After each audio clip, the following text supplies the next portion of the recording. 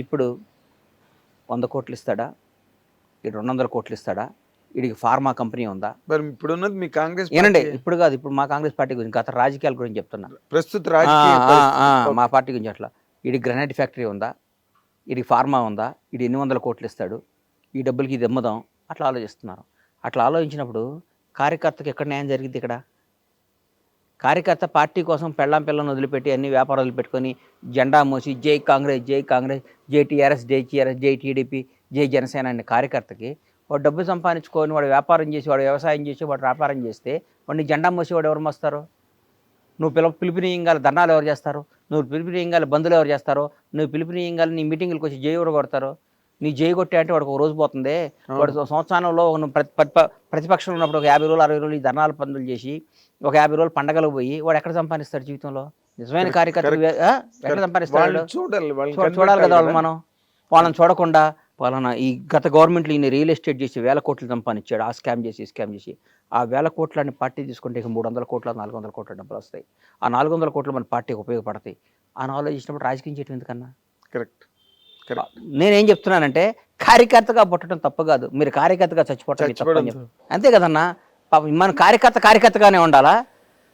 నువ్వు ఏ ఎండగా గొడుగు బట్టి కాదు ఏ ఎండగా గొడుగు బట్టి ఎవరి దగ్గర వీలైతే అంతమంది దోసుకొని ఇవాళ ఈ పార్టీలో ఉండి, రేపు ఇంకో పార్టీలో ఉండి, ఎల్లుండి ఇంకో పార్టీ వస్తే, నేను అంతకుముందు కాంగ్రెస్లో ఉండి తర్వాత టీఆర్ఎస్లోకి వచ్చి మళ్ళీ ఇవాళ కాంగ్రెస్లోకి వచ్చి రేపు మళ్ళీ ఇంకోసారి బీజేపీ వస్తే బీజేపీలోకి వెళ్ళిపోయి ఇంకోసారి ఇంకో పార్టీలోకి వెళ్ళిపోయేవాడిదే రాజ్యం.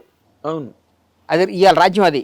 అంటే ఇప్పుడు ప్రస్తుతం నేను 7th క్లాస్ చదువుతున్నప్పుడు ముగిలిగిద్ద స్కూల్లో షాద్నగర్లో ఉన్నప్పుడు బయటకు వస్తే ఇందిరాగాంధీ చచ్చిపోయింది. ఆ రోజు నాకు గుండెల్లో పడిపోయింది, అయ్యో పాపం అమ్మని చంపేశారా అని. అప్పటి నుంచి నేను కాంగ్రెసే. ఉండకపోని అధికారంలో రాకపోని కాంగ్రెస్ అంటే ఇష్టం అని నాలాంటి అడిగి రాజకీయం పనికిరాదని ఫీల్ అవుతున్నాను నేను. కానీ మీరు బాగానే వ్యవహారకర్త కూడా. లౌక్యం లేకపోవడం, కుండబద్దలు కొట్టినట్టు మాట్లాడి ఇవన్నీ ఉండటంతో పాటు మీరు మంచి వ్యవహారకర్త. అంటే ఒక వ్యూహాన్ని కరెక్ట్ గా ఇంప్లిమెంట్ చేయలేదు. అవన్నీ ఉపయోగం లేదన్నా. దాన్ని డామినేట్ చేస్తుంది డబ్బు. ఇవ్వాలి మీ దగ్గర డబ్బు లేదండి? డబ్బున్నా కానీ డబ్బు అంటే ఇట్లా నేను 1000 కోట్లు నా దగ్గర లేవు. 1000 కోట్లు. ఇప్పుడు రాజకీయం సీటు కొనాలంటే 200 కోట్లు కావాలి. రాజకీయం డబ్బుతో అయిపోయింది, ముడిపోయిపోయింది. ఇలా పెరిగిపోయింది రాజకీయం. ఇంతకుముందు రాజకీయాలు కాదు అది. చంద్రబాబు నాయుడు గారు, రాజశేఖర రెడ్డి గారు రాజకీయాలు కాదు. అదే మీరు ఇందాక చెప్పినట్టు కాంగ్రెస్ పార్టీ ఆఫీసులో 30 ఏళ్ళుగా పనిచేస్తున్న అతన్ని తీసుకెళ్లి రాజ్యసభ ఇచ్చారు. ఆ రాజకీయం లేదు ఇప్పుడు. ఆ రాజకీయం ఎక్కడ ఉంది ఇప్పుడు? నిజం చెప్పండి. ఇప్పుడు లేదు. ఏ పార్టీలో ఉంది? ఏ పార్టీలో లేదు, ఏ రాష్ట్రంలోనూ కూడా లేదు. అంటే వాళ్ళని మనం తప్పుగా అనకూడదు. పార్టీ నడపాలంటే అది అవసరం. ఎగ్జాక్ట్లీ. అంటే ఎలక్షన్ అన్నది నేను కార్యకర్తలందరికీ చేతులు ఎత్తి మీ ద్వారా మళ్ళీ ఇంటర్వ్యూలు పద్దాలు ఇవ్వడం ఇష్టం లేదు చెప్తున్నా. కార్యకర్త వాడిచ్చే 500 కోసం, 1000 కోసం, దానికోసం కాదు, పార్టీ కోసం పనిచేసిన కార్యకర్తలందరూ నాయకులు అవ్వాలి. నాయకులందరికీ పదవరాలను కోరుకునే బలమైన కార్యకర్త నేను. చాలా గ్రేట్, చాలా గ్రేట్. అంతే కదన్నా. పాపం ఇలాంటి ఆలోచనలు ఎవరికి ఉంటాయి? పాపం ఇలా విలేజెస్ ఉన్నారన్న, చాలా మంది చూస్తా. మా బూర్గుల షాద్నగర్ మా ఊరు చూస్తే టీఆర్ఎస్ వాళ్ళు కాంగ్రెస్ వాళ్ళు మాట్లాడుకోరు. ఇవాళ కూడా వాళ్ళిద్దరికి ఏ శత్రుత్వం ఉండదు, ఆస్తి తగాదు ఉండదు, కమ్యూనిటీ తగాదు ఉండదు, ఏ ప్రాబ్లం ఉండదు. ఆ టీఆర్ఎస్ చూడరా అన్నట్టు చూస్తాడు. ఏంటో వీడు కాంగ్రెస్ వాడని చూస్తాడు. ఇక్కడ పగల బాగానే ఉంటారు, నైట్ ఇద్దరు కలిసి మాట్లాడుకుంటారు. అన్న నువ్వు ఈ వ్యాపారం చేయి, నేను ఈ వ్యాపారం చేస్తుంటాను. అది ఎంత ద్రోహం అండి అది. చాలా చాలా. అది ఆ పని చేసే నాయకులు ఏం చేయాలండి మనం? అంటే రైవల్ పార్టీస్ మధ్యలోనే ఇలాంటి సందులు ఉన్నాయి. రైవల్ పార్టీస్ అనుకున్నవే. నువ్వు నిన్ను గెలిపించిన కాంగ్రెస్ కార్యకర్తల మనోభావాల దెబ్బతీసి, నిన్ను గెలిపించిన కాంగ్రెస్ పార్టీ కార్యకర్తల కసిని పణంగా పెట్టి వాళ్ళని గెలిపిస్తే, నువ్వు ఇక్కడ వచ్చి టీఆర్ఎస్ వాడికో ఇంకో బీఆర్ఎస్ వాళ్ళకో ఇంకో బీజేపీ వాళ్ళకి పనిచేసి వాళ్ళతో ఫ్రెండ్షిప్ చేసి వాళ్ళతో మాట్లాడితే కార్యకర్త నువ్వు ఎట్లా ఉంటుందండి? అప్పుడే ఆత్మాహుతి దళాలు తయారవుతాయి. అంత దూరం రాణించుకోకూడదు మనం. అంతేగా, అంత దూరం రాణించుకోకూడదు. ఇప్పుడు అవతలాడు ఎందుకు బలపడ్డాడు? వాడు గతంలో అధికారంలో ఉండి వాడు అన్ని చేసుకున్నాడు కాబట్టి బలపడ్డాడు. నువ్వు ఎందుకు వీక్ అయ్యావు? గత 10 ఏళ్ళు నువ్వు అధికారం లేవు, నీవంతా పోరాటం జరిపోయింది. పోరాడేవాడి దగ్గర పైసలు ఎక్కడ ఉంటాయి అన్న? పోరాడేవాడి దగ్గర నిజం చెప్పు, 100% ఎట్లుంటాయి అన్న? వాడు బదులు లేచిన కానించి పోరాడాలి, ధర్నాకి వెళ్ళాలి, పార్టీ నదిగా పడాలి, రైలు రోకో చేయాలి, బస్సు రోకో చేయాలి. వాడు గవగా తెల్ల బట్టలు ఇస్త్రీ చేసుకొని నీట్గా వేసుకొని కాంగ్రెస్ కండవా కప్పుకొని పరిగెత్తుకుంటే జెండా కట్టుకుని అరిచే వాడి దగ్గర డబ్బు ఎక్కడ వస్తాయి? ఎక్కడ వాడు వాళ్ళ వ్యాపారాలు వాళ్ళు చేసుకుంటూ ఉంటే కానీ ఉంటాయి. రోడ్డు న్యాయం మీద కదా, తిరుగుతున్నా, yes, ధర్మం 100% ఏదైనా ధర్మం మాట్లాడాలి. Justice justice. న్యాయం మాట. నువ్వు వాళ్ళు ఇంకా వాళ్ళు అట్టే మోస్తారులే ఏంటి అంటే ఎట్లా? అంటే ఇప్పుడు మీరు మీరు మాట్లాడుతున్న మాటల ద్వారా మీకు ఎక్కడో ఒక రకమైన అసంతృప్తి అస్సలు లేదు. పేరుకుంది. నాకు అసంతృప్తి అనేది నా బ్లడ్లోనే ఉండదు. ఉమ్. నా బ్లడ్లోనే ఉండదు అసంతృప్తి. నాకేం అసంతృప్తి అన్న?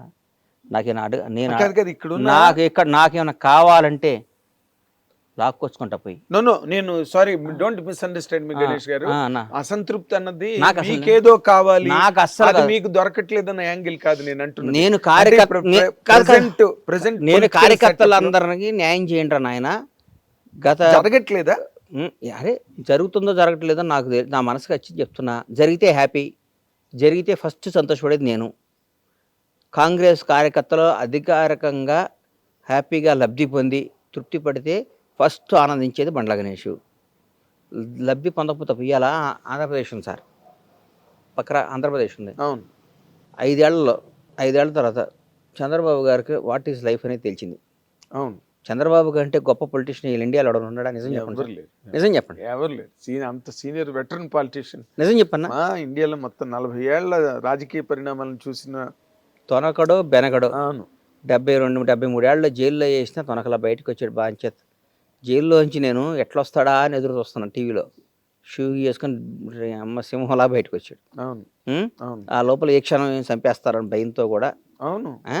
అవును. అంతకంటే గొప్ప ఎవరి పాసిబిలిటీ ఏం జరగడానికి. అంతేగా. ఎవరైనా ఉన్నారా? ఊరికి అడుగుతున్నా. మళ్ళీ నువ్వు ఆ గణేష్ మీ సామాజిక వర్గం నీకు అని అట్లా అనుకోకు. అలా ఎందుకు అనుకుంటారు? చెప్తున్నా. స్వామి చెప్పినట్టు మీ సామాజిక వర్గం వాళ్ళు ఒకళ్ళు ఓటేసారు.